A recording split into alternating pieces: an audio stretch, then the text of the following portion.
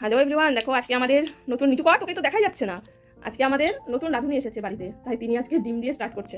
তাই বললো প্রথমে ডিম ছাড়াতে হবে, তারপরে আলু সেদ্ধ করতে হবে, সেটাকে আমাকে রেসিপি বলেছে। হ্যাঁ বাবা, নিচু করো, তোমার হাতও দেখা যাচ্ছে না তুমি কিভাবে করছো। সেই জন্য বললো যে আমি ডিমটা ছাড়াবো। বললাম ঠিক আছে তাহলে কর, এত যখন ইচ্ছে। সেই জন্য কিন্তু কাজটা চলছে। না না, কেউ পারবে না। রান্নাটাও যদি করে খাওয়াতিস তাহলে তো আমার সব থেকে আনন্দ। ডিমেও একটা বেশি এমন জোরে দিস না যে একদম ফেটে ফেটে একাকার হবে, মোটামুটি গেছে নষ্ট হয়ে।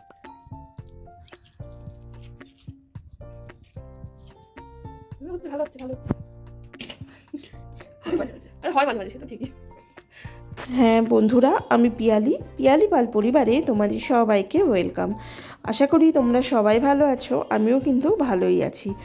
আজ রান্না করব হচ্ছে এগ কারি। ঠিক কারিও নয়, একটুখানি হালকা গ্রেভিও থাকবে, মানে একদম ড্রাই হবে না।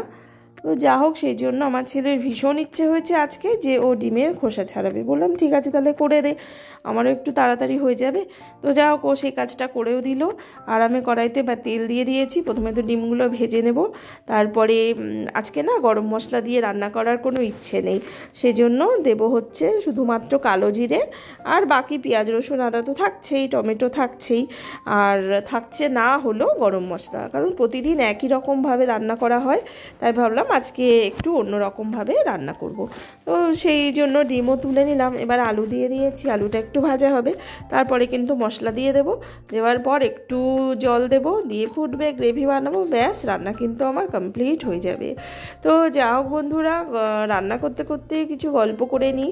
সেটা হচ্ছে যে দেখো বন্ধুরা, তোমরা অনেকেই এরকম করছো যে আমি হয়তো সাবস্ক্রাইব করলাম কিন্তু তোমরা কেউ ব্যাক করছো না। দেখো এটা করো না, কেন বলো তো?